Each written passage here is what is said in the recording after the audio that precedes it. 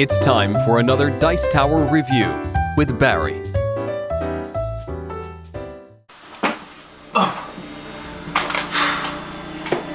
Salut chappets, how you all doing? Hey! I've just come back from a 24-hour event in Paris, hence I have this kind of Barry White voice. And there's nothing better than coming back from a fantastic 24-hour gaming experience and then finding this on your door. Wow, I didn't find this on my door. I actually found a slip of paper that said that you had a delivery. So I had to go and pick it up. Well, the slip didn't actually say you have a delivery because it was in French, and so it said vous avez un boîte postale qui... Well, anyway, get beside the point. So what I'm going to do in this video is I'm going to do a box opening, and I hope it's not Firefly in here. I really do.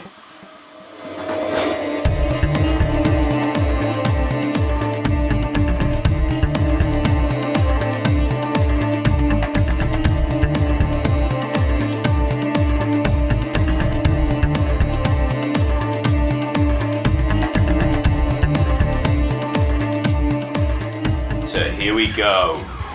A box opening on the floor due to the fact that my tripod won't get to a sufficient height to actually film the interior of the box. So here we go, box opening. Woo! On the floor, and it's to me. I'm just trying to think, what games have I ordered? I can't think of any games that I've ordered recently apart from Conan, which hasn't come through yet. Viticulture 6.0 and Last Day on Earth, which is the new sequel for Last Night on Earth. Anyhow, I'm going to open this box, stop blabbering, because I've been blabbering in French all weekend and now it's time to blabber in English. And like a traditional French man, I'm going to open this box with the traditional tool French, which is the tire-bouchon. Yes, the corkscrew. Because you can turn the blade like that, see? And it goes underneath, and it doesn't damage what's inside. Ha ha ha! I am a professional box opener. Beat that, Rodney. No. As you can see, it's well preserved. And hopefully 100% recyclable. Woo! Just what I always wanted. Tissue paper. Homemade frisbees. Poppy stuff. And something very light inside. What could this possibly be? Yeah. Well, here we go. Oh, some more scotch, as they say in France. And bubbly paper. Oh, I've ripped the bubbly paper. Oh no. And we have a box insert. A very nice black box insert. Sorry, I'm probably holding it off camera. From Rob Searing's insert here. Ooh, I wonder what game this one's for. Hopefully it's a game I've got. Let's put that on the side. And then I've got another one. This is all well packaged. Very well packaged. I mean, this is traversed from America to France and this big baby, and I bet you I know what this one's for. This one's easy to tell. This has got to be Star Wars, the Imperial Assault. Wow, I'll stop showing you wrapping paper and I'll show you what they look like. Okay, so here's the first box insert, and this box insert is for one of my favourite games, Agricola. And how do I know that? Because he's kindly written on the back that this is an Agricola insert. Now, why would you need an Agricola insert? Well, for me, my Agricola comes like this because I've upgraded all the wooden components a while ago with this chap here, Andrew Wood from Board Game Extras, and as you can see, the box with all its cards and all its boards pretty much fills up, and I've got like all the original components there as well. So putting that on top, the box lid would not close properly. Not fun at all there. Okay, so that's Agricola. Let's have a look what it looks like when it's filled up. So this is what it looks like when you finally put everything in. You have your rules, your books, sit on nicely on the top, and then you have, voila! That's your box insert. Okay, now I will say from the get-go that my components have been upgraded, and so I had a bit of trouble squeezing them all in because they're not round and they're not the same shape as the original round pieces that you get in the game. So that has a few things just sticking out when they shouldn't be, and maybe a bit of tweaking will I'll find the right space to put everything in. But there you go. I had to look online again, maybe to see where everything goes, where all the resources go, and as you can see, this tray comes out nice and easily. You can put this next to the board, ready to play. This tray comes out as well. This is where all your player counters are, which is great, so you don't have to have all your player counters in front of you. You can just leave this on the table, and whenever you need to build a fence, you can just take them from here. Easy, there's plenty of room there. This tray comes out as well, this little slot which holds all your farmhouse tiles and your land, and that's a nice addition. And I've had to adapt. As you can see, I've got wheat here as well, because as I said, the size of my components are a little bit different to the normal discs that you get in the game, and the discs that actually Robert actually used on his version. So everything fits nicely in his version, but unfortunately it doesn't in my version, but hey ho. And there's a little tray here which holds all my wood, because wood is probably the resource that you're going to be touching the most. And the 3 cards, decks of cards in here, so my complex and my scorecards. Everything fits nicely and is easy. As you just saw, I might slip my finger in and woo, there's the deck. Beautiful. Okay, so I got everything now in one box, like so, which is great. So I don't need this anymore, and it means I can use that for Dungeon Pets. Dungeon Pets needs a box like this. The other thing with this is whenever you're trying to get the components out, you're always scratching yourself on these sharp plastic edges, which is not very nice sensation. You will have a bit of trouble getting some of them out, the resources out, but they're not sharp, scratchy edges, which is good. So there you go. And if I just put this in, I'll just show you quickly that it should fit nicely together, but unfortunately, as I said, my components make it so, as you can see, it's a bit slopey there. But hey ho, it does a good job. It makes this job enjoyable. I don't need these anymore, I don't need this anymore, and I don't need this anymore. Next up we have this big bad boy, and this one is Imperial Assault, which is what I have here. Now, I like Fantasy Flight games a lot, but they really need to work on their inserts.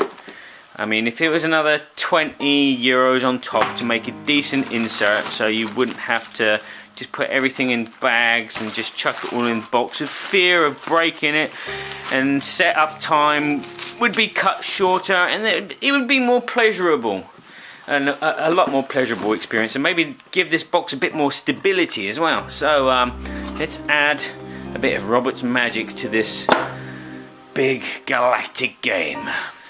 So here we go, Imperial Assault in its box. Woohoo! It fits snugly, and it's freed up all these plastic bags that you have with the game and from other games. And if I open it, you can see the rule books. I've even got room for the publicity in here. It sits in here nicely. Rule books, I've even got that as well.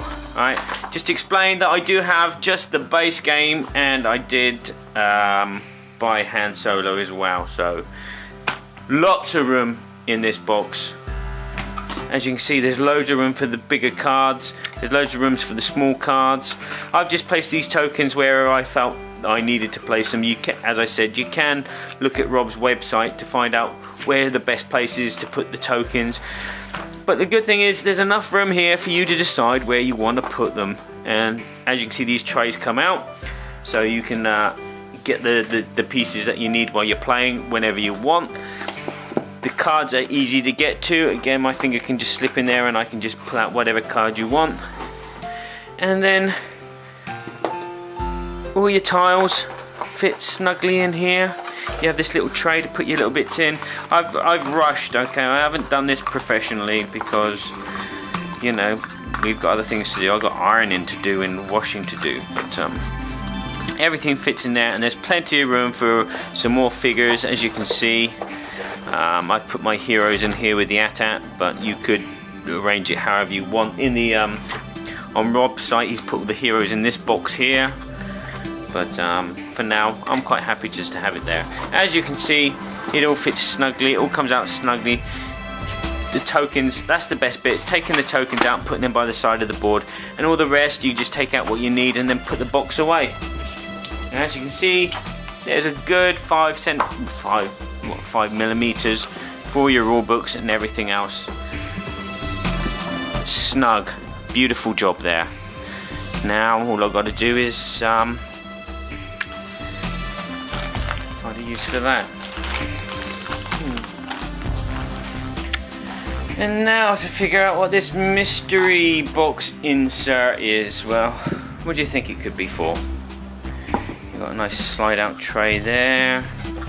You've got a nice slide out tray here, which means something goes underneath there. This left me scratching my head a bit, and then I remembered what it was I ordered from Rob. It was, in fact, this dude.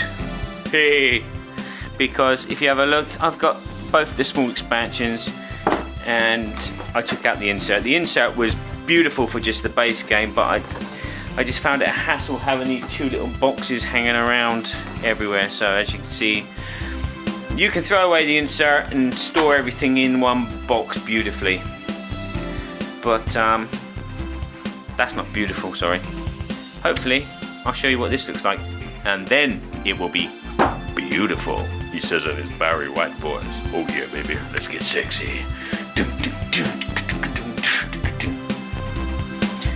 So here we go again. Everything fits snugly, perfectly in this box, and when I lift the lid off, you see that I have both the small little expansions for King of Tokyo, and the rule book fits nicely. The board is there, and here we go.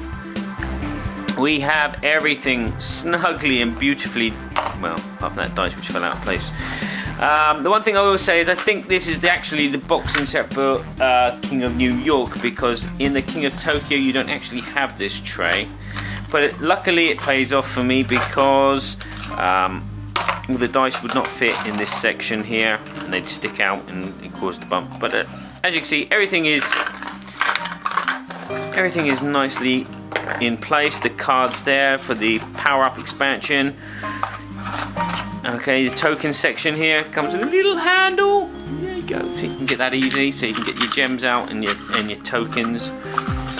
All the cards fit nicely, and again, mine is sleeved, so there's no problems with sleeve cards going into that, which is great. A little slot there, so you can get the monsters out, and that's it. It just tidies up the game. It just makes the game look neater. Again, it gives me a chance to get rid of more of these coffee bags, whatever they're called. Maybe I could use them to put some gems in.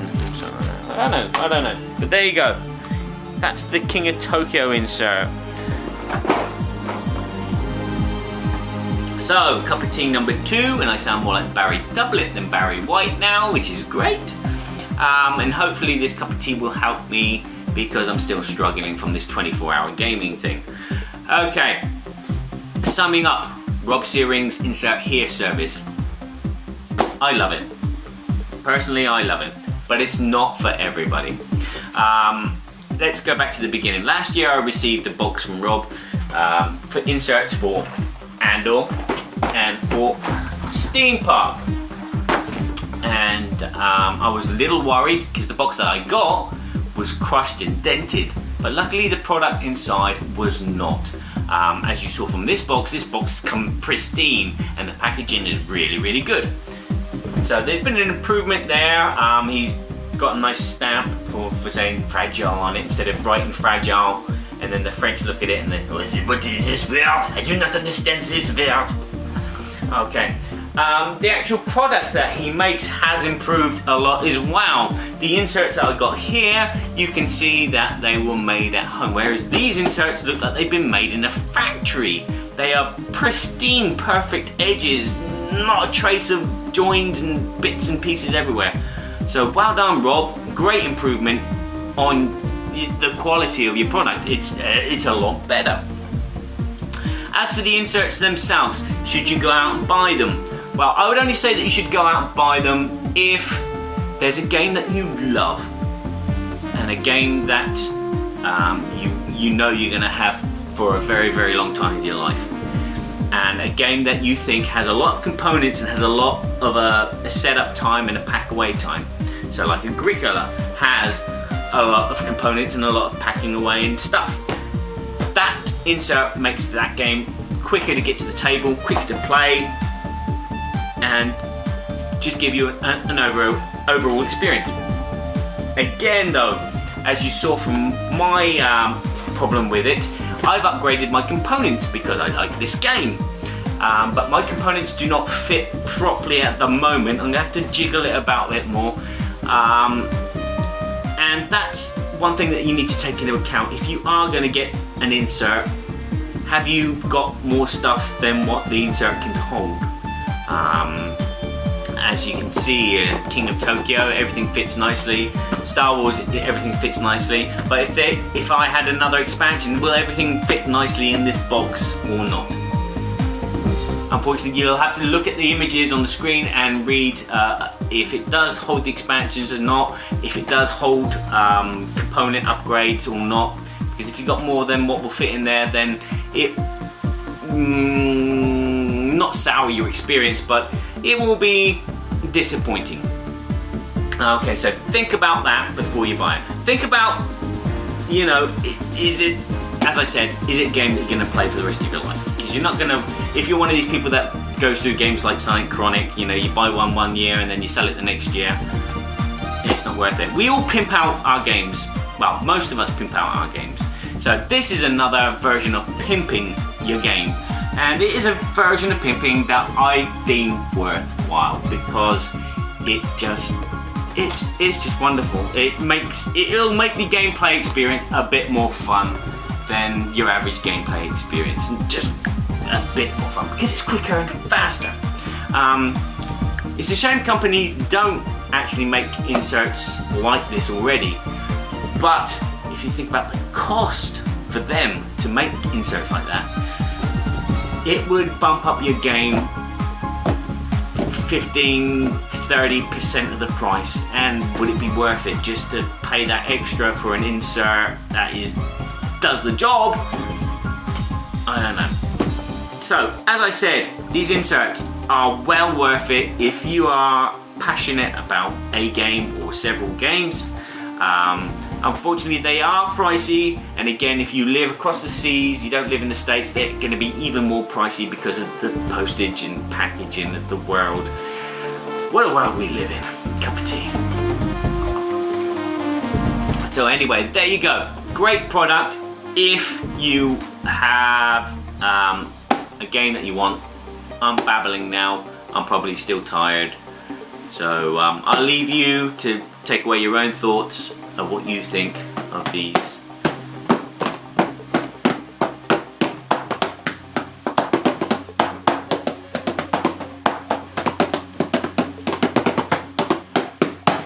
That was the end theme, sorry.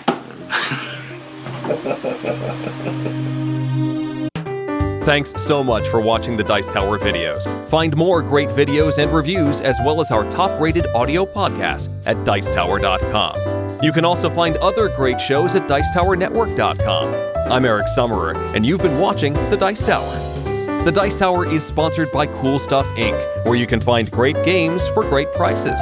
Cool stuff in stock. Check them out at CoolStuffInc.com.